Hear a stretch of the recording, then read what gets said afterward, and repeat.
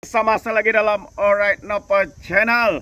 So sekali lagi sahabat-sahabat semua, kes viral ya, rakyat Kelantan melawan kerajaan Kelantan semakin panas. Hari ini JKSM pula membuat kenyataan. Satu kenyataan yang agak mengejutkan. Katanya keputusan Mahkamah Persekutuan hanya kerana DUN Kelantan melangkaui bidang kuasa, kata JKSM. Itu pun ya sahabat semua, kalau kita lihat daripada kenyataan daripada JKSM ini bagi saya bermakna bahawa ya Nick Allen melawan undang-undang yang digubal oleh ahli Dewan Undangan Negeri Kerajaan PAS, Kerajaan Kelantan. Jadi kalau kita lihat dalam kenyataan JKSM ini berkata perbuatan yang bertentangan dengan hukum Islam bagaimanapun masih menjadi sesuatu kesalahan di bawah hukum syarak. Jadi keputusan Mahkamah Persekutuan membatalkan 16 peruntukan kesalahan di bawah Anekmen Kanun Jenayah Syariah Kelantan 2019 pada Jumaat lepas hanya kerana ia melangkaui bidang kuasa yang diberikan kepada Badan Perundangan Negeri Kelantan. Jabatan Kehakiman Syariah Melaka Malaysia JKSM. Ini dia Jabatan Kehakiman Syariah Malaysia JKSM, iaitu Jabatan Perdana Menteri, dalam kenyataan hari ini menjelaskan ya perbuatan yang bertentangan dengan hukum Islam bagaimanapun masih menjadi satu kesalahan di bawah hukum syarak. Katanya lagi kesalahan yang masih boleh diambil tindakan penguatkuasaan di bawah undang-undang yang berkaitan seperti liwat di bawah kanun keseksaan dan perbahasan halal di bawah Akta Perihal Dagangan. Keputusan ini juga daripada satu segi boleh dilihat ya ataupun disifatkan sebagai pengukuhan terhadap perundangan Islam di Malaysia apabila Mahkamah Persekutuan dalam penghakimannya menyatakan bahawa hukuman takzir yang terdapat dalam Mahkamah Syariah adalah selari dengan kanun keseksaan di Mahkamah Sivil dan indikasinya menunjukkan bahawa telah wujud pengharmonian antara bidang kuasa sivil dan juga syariah menurut kenyataan itu. Justru keputusan berkenaan memberi maksud bahawa DUN berperanan untuk memastikan setiap anekmen yang digubal tidak melampaui kuasa yang ada padanya sebelum satu peruntukan digubal.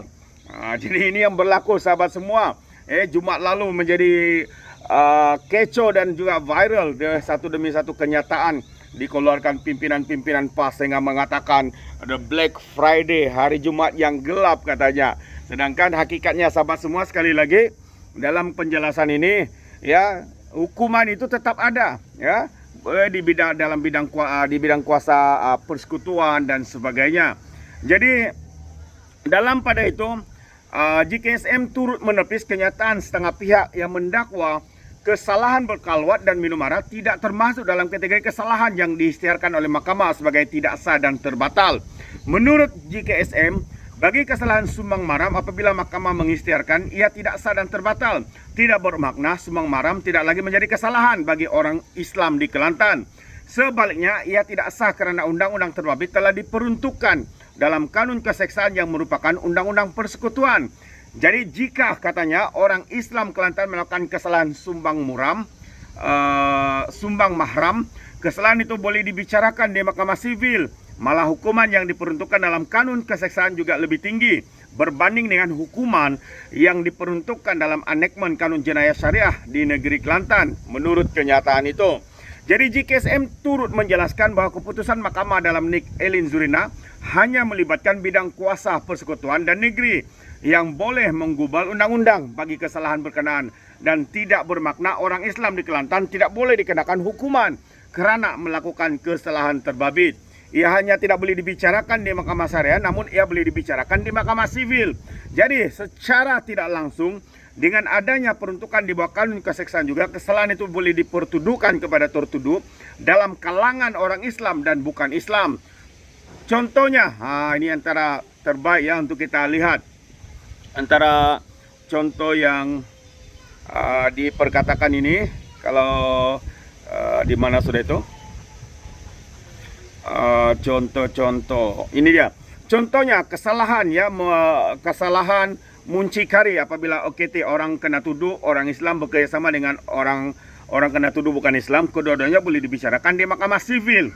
Berbanding jika kesalahan dibicarakan di Mahkamah Syariah, hanya orang Islam yang boleh dibicarakan di Mahkamah Syariah. Orang bukan Islam tidak tertakluk di dalam bidang kuasa Mahkamah Syariah menurut JKSM. Oh, ini sebenarnya terbaik penjelasan sahabat-sahabat semua yang dibuat oleh JKSM ataupun kalau kita lihat Jabatan Kehakiman Syariah Malaysia. Jadi jelas bahwa apa yang sedang dimainkan oleh pemimpin-pemimpin daripada pembangkang hari ini, kononnya ya tidak ada lagi hukuman, tidak ada lagi enactment yang boleh dikenakan ke atas mereka yang melakukan sumbang maram, liwat binatang dan sebagainya. Itu adalah satu kenyataan sembrono, satu kenyataan yang mengelirukan sahabat-sahabat semua. Mereka boleh masih dikenakan hukuman seperti mana yang dinyatakan ini. Jadi sahabat semua, bagaimana pandangan Anda? Jadi sebelum saya mengakhiri, ya saya juga ingin memberikan sedikit update. Kalau semalam saya mengungsikan pagi tadi ya, saya kongsikan satu case ya berkaitan dengan case kamera tersembunyi di Inap Desa. Hari ini polis telah pun membuat atau mengesan lelaki tempatan. Mengesan lelaki tempatan yang didapati telefon bimbitnya terhubung dengan kamera tersembunyi di sebuah inap di Jelutong. Hebat ya. Orang ini patutlah tidak dijumpai ya, tidak dijumpai apa-apa video kandungan di dalam kamera itu. Tetapi karena videonya itu, kamera itu bersambung ya secara direct kepada telepon bimbit individu berkenaan.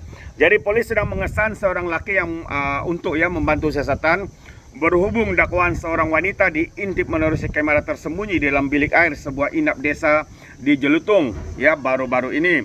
Jadi Ketua Polis Timur Laut Razlan Abu Hamid berkata lelaki tempatan itu sedang dikesan setelah polis mendapati telepon bimbit lelaki berkenaan berhubung dengan kamera tersebut. Katanya setakat ini polis telah merekam keterangan 4 individu termasuk pengadu dan pengurus rumah inap desa terbabit bagi membantu siasatan. Berdasarkan siasatan dan keterangan yang direkod setakat ini, polis sedang mengesan ya seorang lelaki dan dia dipercayai mempunyai kaitan dengan kejadian kamera tersembunyi dalam bilik air tersebut. Dan pemeriksaan pihak polis mendapati pautan yang terdapat dalam kamera itu menghubungkan dengan telefon bimbit lelaki berkenaan dan sebab itu kita kesan dia untuk membantu siasatan kes, kata laporan daripada Purnama. Jadi kes ini disiasat mengikut Seksyen 509 Kanun Kesiasan karena mengaibkan kehormatan seseorang. Itu dia sahabat-sahabat semua.